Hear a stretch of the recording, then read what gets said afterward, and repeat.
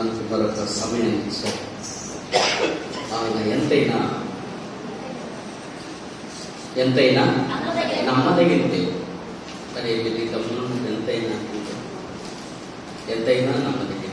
రాసులు నమ్ముకున్నట్టు కంటే, అధికారులు నమ్ముకున్నట్టు కంటే యేసు ప్రభువును నమ్ముకోవడము శ్రేష్టం.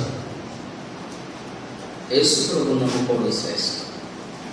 ఇదే కాలం ముందు ఆయన సన్నిధి గురించి ఆయన్ని గణపరిచి, ఆయన స్తుతించి, ఆయన మన యజమానుడైనటువంటి దేవుడిని ఆరాధించడానికి ఆయన చూపినటువంటి కృపను బట్టి, ఆయన చేసిన కార్యాన్ని బట్టి ధైర్యంగా ఆయన కృపాసనం దగ్గర రావడానికి ఆయన ఇచ్చినటువంటి కృపను బట్టి మనందరికీ ఆయన కృతజ్ఞతాస్తుతులు చెల్లించవలసిన వాడుకుంటున్నాం.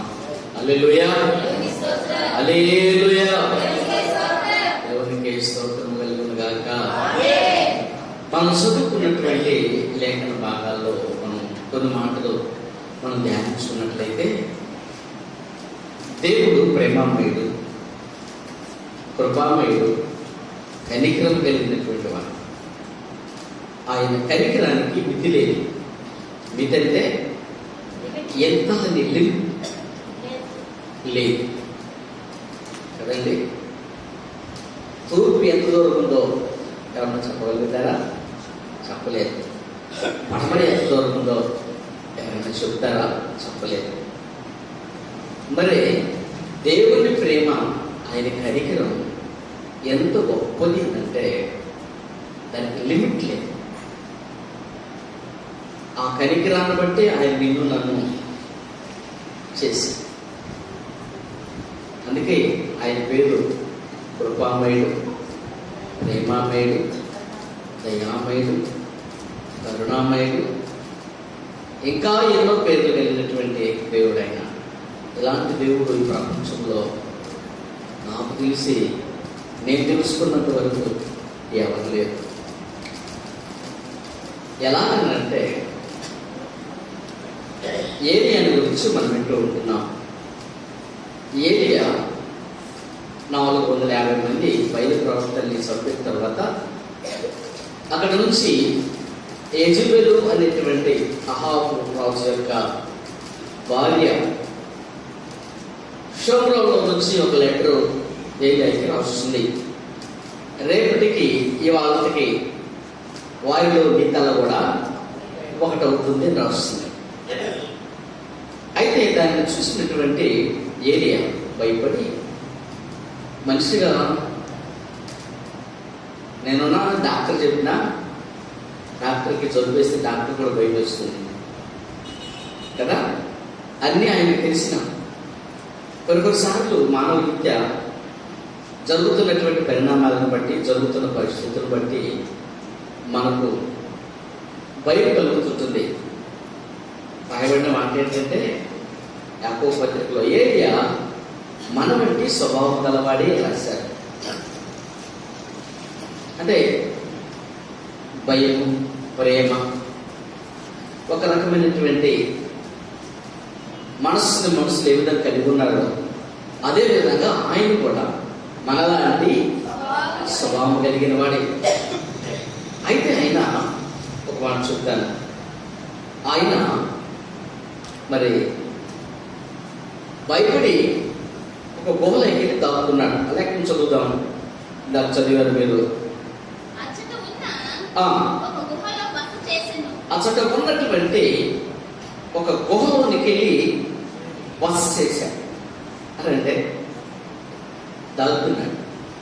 శత్రువుకి భయపడి దాక్కున్నాడు. దేవుడు ఏదేని అడిగాడు. ఏమని అడిగాడు?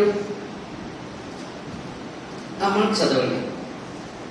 ఏలియాతో దేవుడు మాట్లాడుతూ ఆయన్ను హెచ్చరించినట్టు కనబడుతుంది. ఏమంటాడంటే, చదువునా?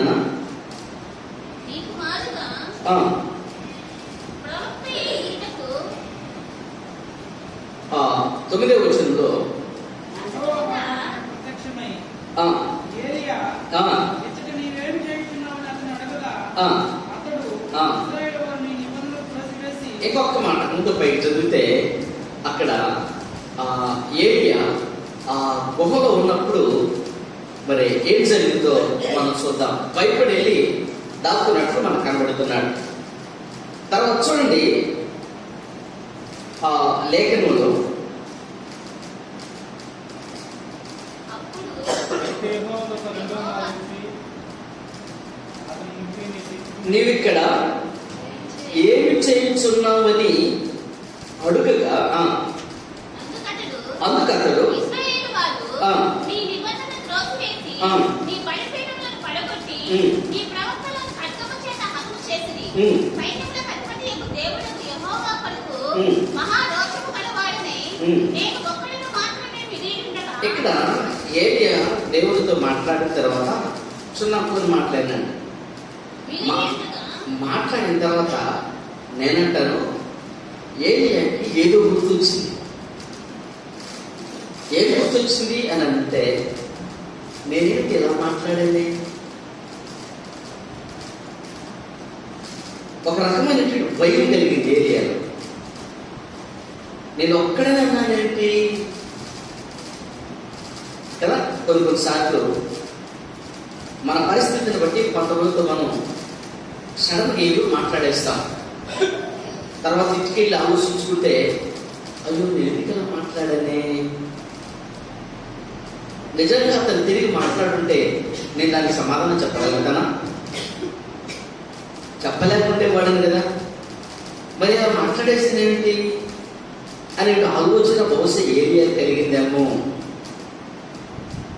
తర్వాత దేవునికి వచ్చిందేమో, నేను ప్రవర్తించిన ఈ తీరు దేవునికి ఇచ్చిన సమాధానం సరిగ్గా లేదేమో అని ఏలియా ఏదో తన ఆలోచనలో ఒక ఆలోచన ఏలియాకి కలిగింది అని అంటున్నాను. నాతో దేవుడు మాటలు చెప్తున్నాను. ఎందుకు ఇలా చెప్తున్నాను అంటే, నేను ఒక్కడిని మాత్రమే మిగులున్నానయ్యా.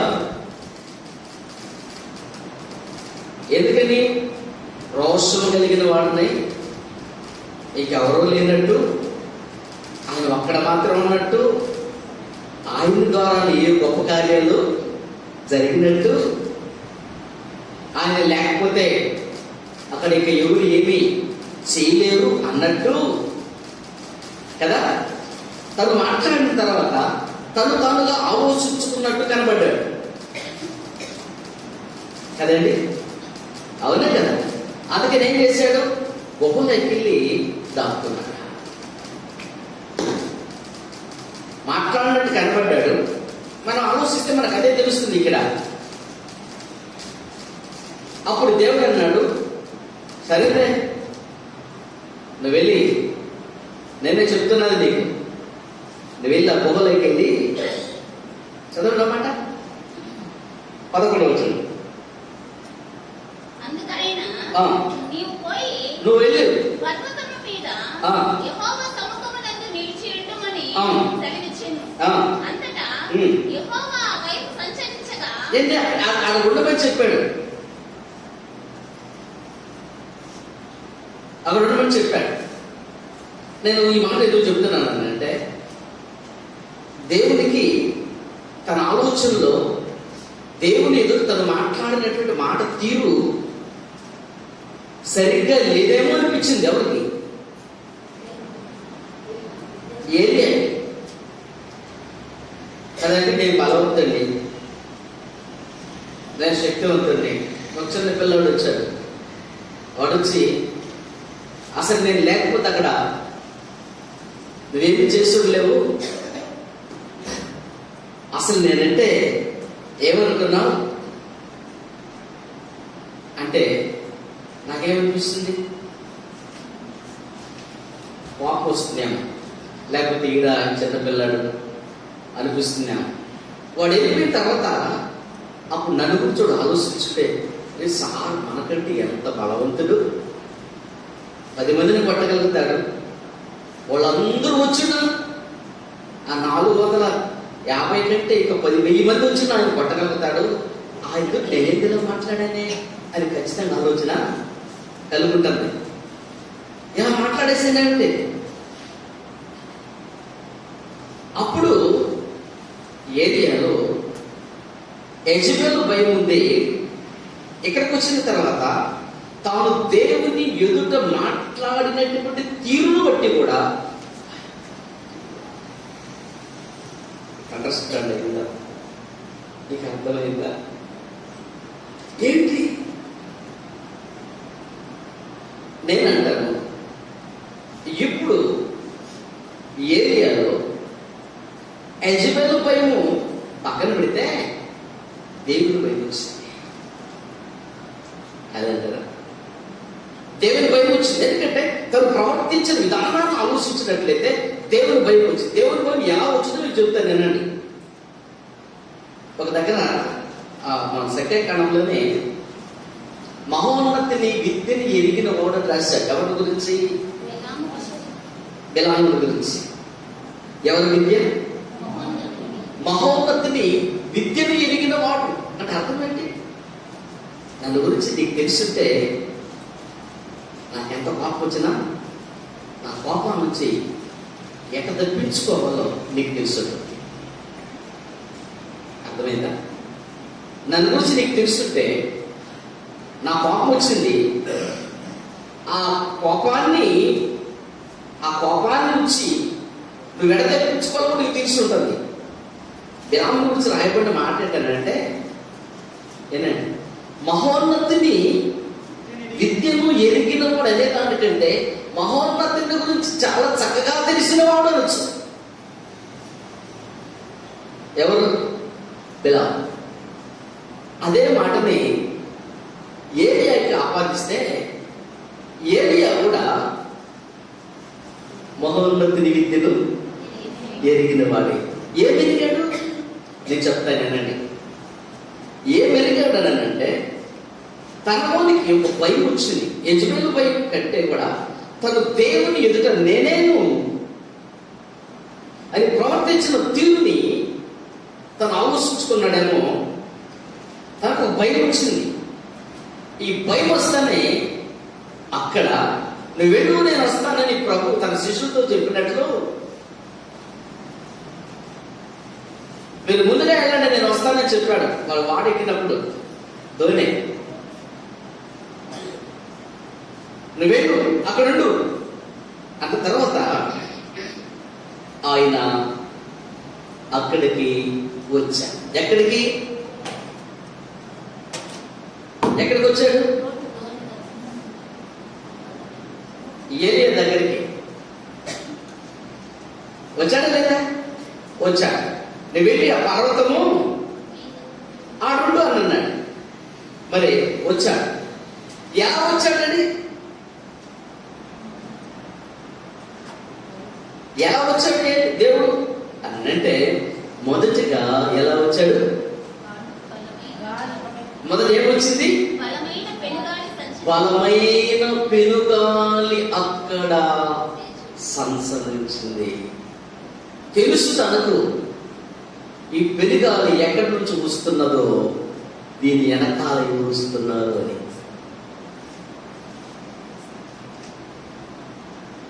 ఈ పెనుగాలి స్టార్ట్ అయినప్పుడు ఎందుకనంటే మహోన్నతిని విద్య ఎరిగిన వాడు బిలాము మాట చెప్తానండి. ఏ విధంగా ఎరిగాడు?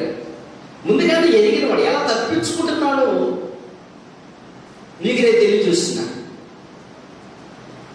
చూశాడు లోపలికి వెళ్ళి వస్తున్నాడని తెలుసు కానీ అతను బయటకు రాలేదు. తర్వాత ఏమొచ్చింది? భూకంపం వచ్చింది. భూకంపం వచ్చింది అని అంటే ఆయన వస్తున్నాడని రెండో సూచన కనబడింది. కానీ ఆయన బయటకు రాలేదు. మూడో సూచన కనబడింది. ఏంటది? ఏంటండి? మెరుపు అని అంటే ఆయన వచ్చే ముందు కలిగేటువంటి సూచనలు ఇవి. ఆయన తెలుసు ఏలియాకి. కానీ ఏలియా బయటకు రాలేదు. తర్వాత నిర్మలముగా మాట్లాడాలి. మిక్కిలి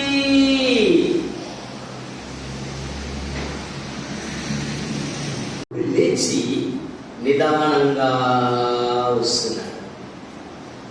హలో, అర్థం చేసుకుని సంతోషపడతారని చెప్తున్నా. మరి ఎందుకు ఈ భూకంపంలో రాలేదు, ఈ మెరుపులో రాలేదు, ఈ పెనుగాలలో ఎందుకు రాలేదు? ఎందుకు రాలేదనంటే తాను చేసింది తప్పని తెలుసు. ఈ 3 సూచనల్లో దేవుడు కోపంతో ఉన్నాడు.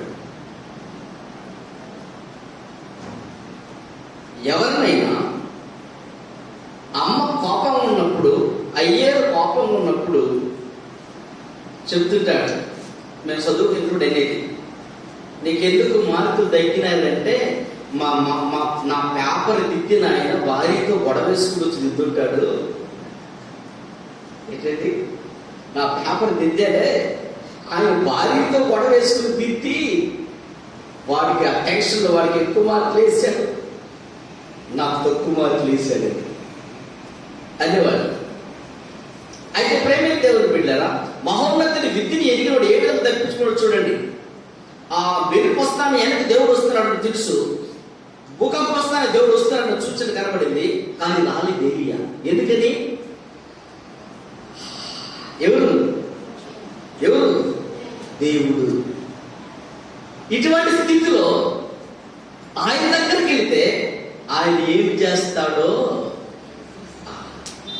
ఇది ఈ నిమ్మలమైనటువంటిదే యేసుక్రీస్తు ప్రభు యొక్క ఈ లోకంలో పుట్టడానికి కారణమైంది.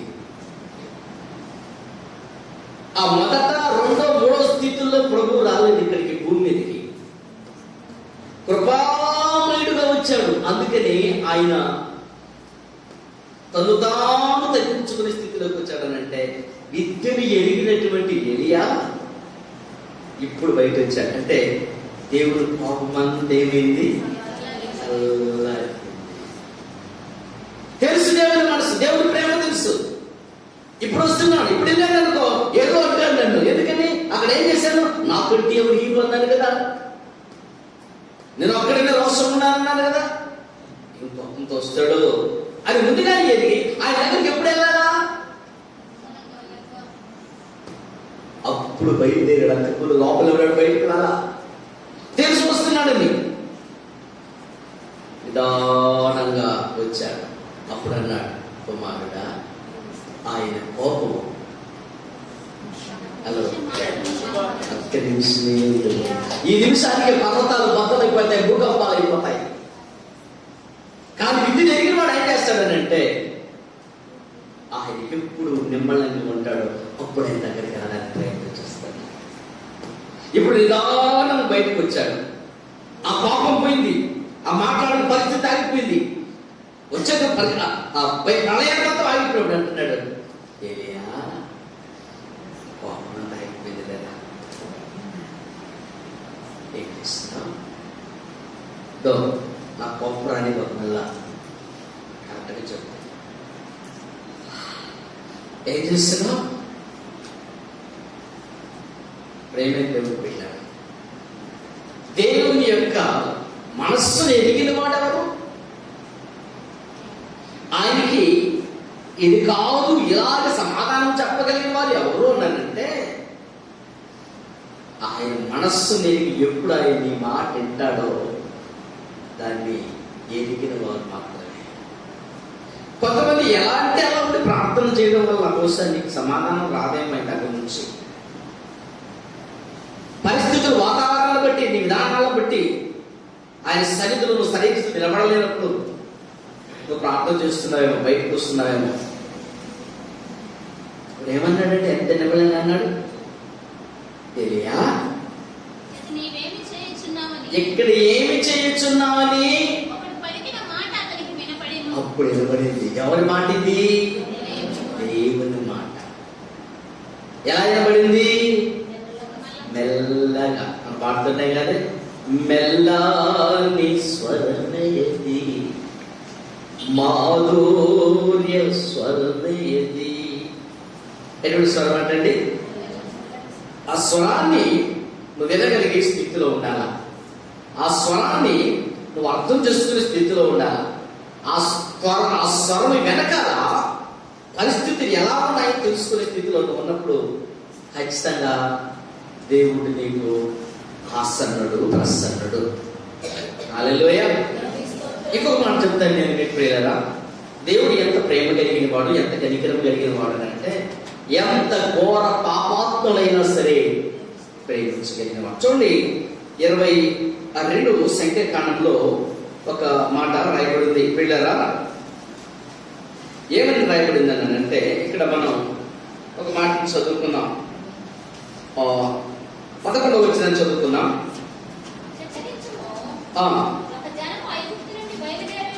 ఒక జనము ఐగుప్తు నుండి బయలుదేరి వచ్చాను. భూతాలను కప్పుచున్నారు. నీవు ఇప్పుడే వచ్చి శపిప్పుము.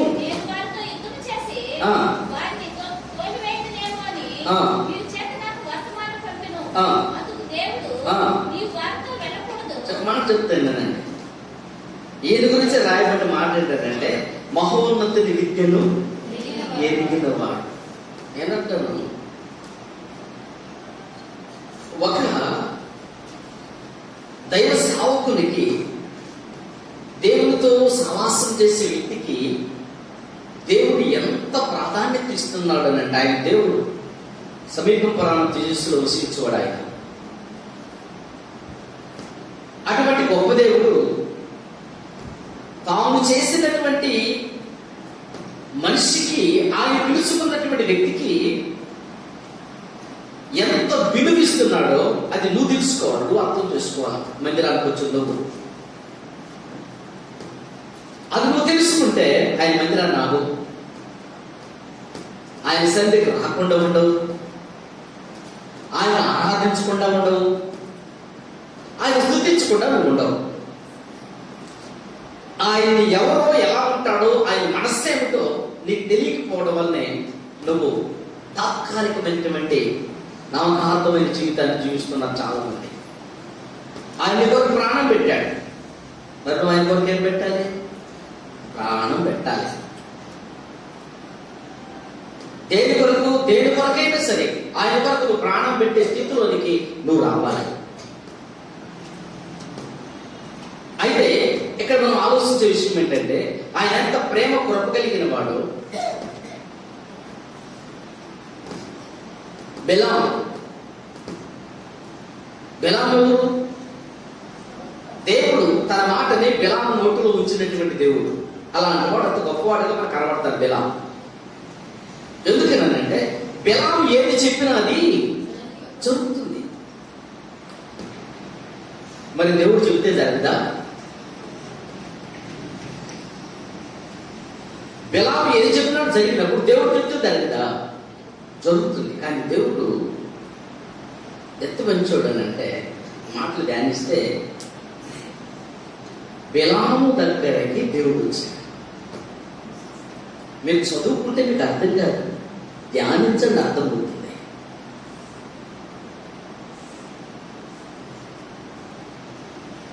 అంటే నీ దగ్గరికి రాడా దేవుడు? నీ దగ్గర కూడా వస్తాడు. రాడా నీ దగ్గరకు దేవుడు? హలో, నీ దగ్గర కూడా వస్తాడు. కానీ నీకు తెలియడం లేదు విషయం. ఆయన విద్య ఏమిటో నీకు అర్థం కాలేదు. ఆయన ఎలాంటి దేవుడు, ఆయన పరిస్థితి ఏమిటో నీకు అర్థం కాలేదు. ఎదిగిన వాడు కాబట్టి బయట రాలా. ఎవరు? ఎదిగిన వాడు కాబట్టి బయట రాలా. ఓ, ఇప్పుడు ఎదిగితే ఆయన ఎలా ఉంటాడో తెలుసు, ఇప్పుడు ఎదిగితే ఏం చేస్తాడో తెలుసు. నేను ఆ రోజు అలా మాట్లాడాను కాబట్టి ఆయన ఎప్పుడు నాతో ఫ్రీగా అవుతాడని అంటే ఇదిగో ఇప్పుడు అది బయట మొత్తలు పడుకున్నాడు. ఇక్కడ నువ్వెంత బిలం అని అనలేదు, నువ్వెంత అవసరాలు అనలేదు. దేవుడు వ్యక్తిని ఏర్పాటు చేసుకున్నాడనంటే, పిలిచినాడనంటే ఆ వ్యక్తి యొక్క ఆధ్యాత్మిక జీవిత విధానం నేను చెప్పలేను. ఆ వ్యక్తి యొక్క ఆధ్యాత్మిక జీవిత విధానం చూసి దేవుడే అనేది దగ్గరకు చూస్తున్నాడు కదా. ఏం చేస్తున్నాడు? రిక్వెస్ట్ చేస్తున్నాడు అండి దేవుడు. తర్వాత విషయం తర్వాత మాట చేస్తాడు ఆయన. ఏం మాట్లాడుతున్నాడంటే, ఎవరు బిలాం నీ దగ్గరకు వచ్చిన వాళ్ళు ఫ్రెండ్స్ చూసారా? ఫ్రెండ్షిప్ ఎంత బాగుందో. వాళ్ళు ఎవరు దేవునికి తెలియదా? వాళ్ళు ఎందుకు వచ్చారు దేవునికి తెలియదా? వాళ్ళు ఎంత డబ్బులు ఎత్తుకుని వచ్చారు దేవునికి తెలియదా? ఏం చెయ్యమని చెప్పడానికి వచ్చారు అన్నీ తెలుసు.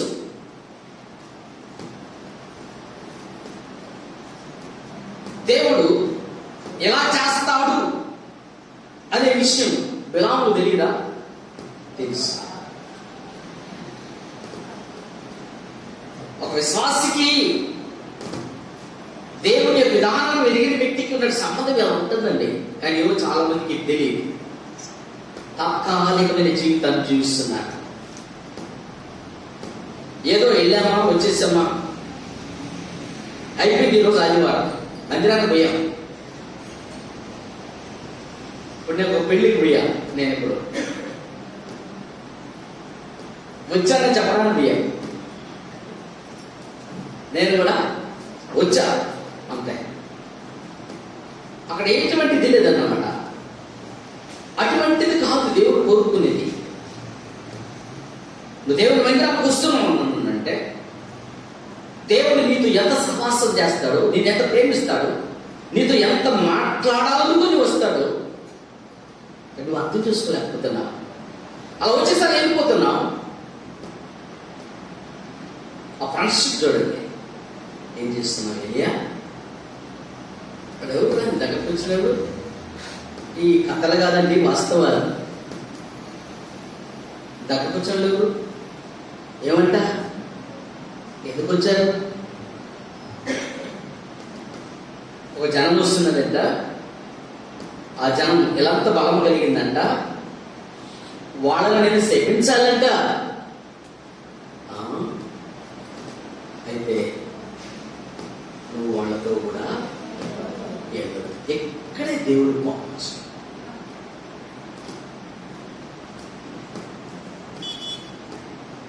నీతో ఫ్రెండ్షిప్ నేను చేస్తున్నప్పుడు, నీతో నేను మాట్లాడుతున్నప్పుడు నాకంటే కొన్ని నీకు తెలియచ్చు, తెలియకపోవచ్చు. కానీ తెలుసు అనుకున్న తర్వాత నేనేం చెప్తే దాన్ని కాస్త నువ్వు ఆలోచించవలసిన వాడపై ఆమె ఉన్నావు. అక్కడ నువ్వు ఎప్పుడైతే ఆలోచించవో, ఎప్పుడైతే దాని గురించి అర్థం చేసుకోలేవు, ఖచ్చితంగా తర్వాత దాని యొక్క ప్రభావం నీ మీద పడుతుంది. దాని విధానాన్ని నువ్వు అనుభవించవలసి వస్తుంది. వెళుతున్నాడు. కొన్నిసార్లు ఆ బదరీ వృక్షికను ముడుకున్నప్పుడు, ఎలియా లేచి భోంచేయి అన్నాడు. లేచి భోంచేయక ముందు చెప్పాడు, నీకు చాలా ప్రయాణం ఉందయ్యా, నువ్వు చాలా ప్రయాణం వెళ్ళాలి, తిను అంటే ఏం చేశాడు? మరలా ఇక్కడే దేవుడు పంపించాడు. మరలా పట్టుకున్నాడు. నీకు ఆహారం పెట్టి నీళ్ళు ఇచ్చి నిన్ను ఆదరించి నేను ధైర్యపరిచిన వ్యక్తి ఎవరో నీకు అర్థం చేసుకోలేనప్పుడు, ఆ పరిస్థితులు వాతావరణం మనిషిని నీకు అర్థం కాకుండా సందర్భాల్లో, కానీ నిలబడడానికి నువ్వు సిద్ధపడితే పైన ఆయన చేసుకుంటాడు. నువ్వు నిలబడితే చాలు. నేనున్నాను ప్రభా. ఆవులు ఏమన్నాడు యెషయా గ్రంథంలో? ఎవరు వెళ్తారు అని అంటే, యెషయా వెళ్తాడని తెలీదా, మారాడని తెలీదా? కానీ దేవుడు ఎప్పుడు ఎవరిని బలవంతము చేయడు. బలవంతము చేయడు. లోకంలో బలవంతం చేస్తారేమో కానీ దేవుడు ఎవరిని బలవంతము చేయడు. ఆయన ప్రేమతో చెబుతాడు. నువ్వు లోపడితే దీవించబడతావు, లేకపోతే దేవుడు ఏం చేయడు. కానీ దేనికైతే నువ్వు లోపడలేదో అదే నీ మీద కార్యం చదివిస్తుంది. వెళదు అని అన్నాడు.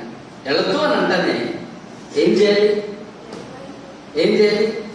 నేను ఇప్పుడు ఒక మాట చెప్తాను. నేను ఈ మాట చెప్పడానికి కాదు, కానీ వాస్తవం ఏంటంటే దేవుడు ఆ బిలాం అనేటువంటి వ్యక్తిని ఏమైనా చేయగలుగుతాడు. కానీ ఆయన ఎంత ప్రేమ కలిగిన వాడంటే అతని దగ్గరకు వచ్చాడు, సంభాషిస్తున్నాడు. వెళ్ళొద్దు, పోవద్దు అని. కాబట్టి ప్రేమ దేవుడు పెట్టాలి. అంత జ్ఞాపకం చేసుకునండి. దేవుని యొక్క విద్యను, దేవుని యొక్క మనస్సును అంటే రాస్తారు కదా, ఈ మనస్సును ఎదిగిన వాడు ఎవరు? అందుకంటాడు యేసు క్రీస్తుకు కలిగిన ఈ మనస్సు మీరు కలిగి ఉండండి అంటాడు. ఏ మనసు అండి? ఆయన కూడా మనసు ఏంటి? దాసుని మనస్సు. యజమానుడిగా ఆయన రాలేదండి, యజమానుడిగా రాలేదు. దాసుని మనస్సు. ఈరోజు నీకేం మనసు ఉంది? దాసుని మనసు ఉందా? ఈరోజు చాలా మందికి యేసుక్రీస్తు ప్రభువు కలిగిన మనసు మీరు కలిగి ఉండంటే, ఈరోజు చాలా మంది దాసుని మనసు లేదు. కానీ ఏ మనసు ఉందండి? అదొక రకమైనటువంటి అహంతో కూడినటువంటి మనసు. ప్రభు మనం నేర్పించింది కాదు కదా. రకమైనటువంటి మోసకరమైనటువంటి మనసు, దాసుని మనసు లేదు. ఎందుకంటే యేసు క్రీస్తుకు కలిగిన ఈ మనస్సు మీరు కలిగి ఉండండి అంటే, క్రీస్తుకు కలిగిన మనస్సు ఏమిటి అని మనం ఆలోచించినట్లయితే, ఆయన దాసుని స్వరూపమును ధరించుకున్నాడు. ఆయన దాసుని స్వరూపమును ధరించుకుని ఎంతగానో తగ్గించుకుని వచ్చాడు. మరి ఏ దగ్గరకు వచ్చినప్పుడు ఆయన తగ్గించుకున్నాడు, అది గుర్తెరిగాడు. బిలాం దగ్గరకు వచ్చినప్పుడు తగ్గించుకున్నాడు. తెలుసా? మార్కు సువార్తలో ఉంటుంది అనుకుంటాను. యోహాను గురించి ఒక మాట అంటాడు. ఎవరు? హేరోదు యోహానును చూసి భయపడతాడు. ఎందుకు భయపడతాడు? అతడిని అందరూ ఏమంటున్నారు? దేవుని ప్రవక్త. ఆడి దుర్మార్గుడే ఒక దైవ సేవకుడు ఎంత విలువైనటువంటి వాడు. దేవునికి, అతనికి దేవుడు ఎంత తోడుగా ఉంటాడో ఆ దుర్మార్గుడు భయపడ్డాడు. ఎదిగాడు, భయపడే అతని మీద తొందరగా మరణదండం తీసుకురాలే. ప్రేమే దేవుని పెట్టాలి. కాబట్టి ఎప్పుడు కూడా దేవుని మనస్సును మనం ఎరగాలి. మహోన్నతుని యొక్క ఆలోచన మనం ఎరిగినప్పుడు ఆయన దేన్నైతే చెబుతున్నాడో దాన్ని మనం పాటించినప్పుడు దాని వెనకాల రాబోయేటువంటి శిక్షను మనము తప్పించుకుంటాం. తప్పించుకున్నప్పుడు హ్యాపీగా బ్రతుకుతాం, సంతోషం బ్రతుకుతాం. ఆయన ఆరాధిస్తాం, ఆయన స్తుతిస్తాం, ఆయన మహిమపరుస్తాం, ఆయన నిలబరుస్తాం.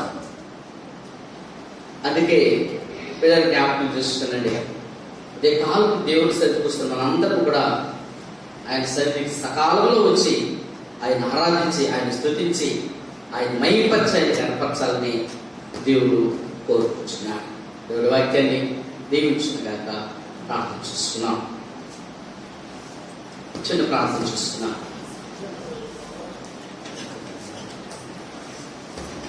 పరిశుద్ధుడు ఒక తండ్రి, జీవము కలిగినటువంటి దేవా, జీవాధిపతి, సర్వోన్నతుడా, సర్వలోక పాలకుడా, ఆశ్చర్య కార్యాలు జరిగించు దేవా, అద్భుత కార్యాలు జరిగించు దేవా, మిమ్మల్ని స్తుతిస్తున్నాం, మహిమపరుస్తూ గణపరుస్తున్నాం. నిజంగా మీ ఆలోచన ఎరిగిన వాడు ధన్యుడు, మీ మనస్సు కలిగిన వాడు ధన్యుడు. ప్రభువా, క్రీస్తు యేసు కలిగిన ఈ మనస్సు మీరు కలిగి ఉండండి. మీ దైవ సేవకులకి పెంచుతున్న విలువ, మీరు ఏర్పాటు చేసుకుని పిలిచిన వారికి మెరుస్తున్న ఘనతను బట్టి మీకు వందనాలు, స్తుతి స్తోత్రాలు చెల్లించుకుంటూ, ఇచ్చిన సమయాన్ని బట్టి మిమ్మల్ని స్తుతిస్తూ, యేసు క్రీస్తు పరిశుద్ధ ఘనమైన నామంలో ప్రార్థించి స్తుతించని వేడుకుంటున్నాం తండ్రి. ఆమేన్. ఆమేన్. ఆమేన్. పాట పాడుతున్నాం.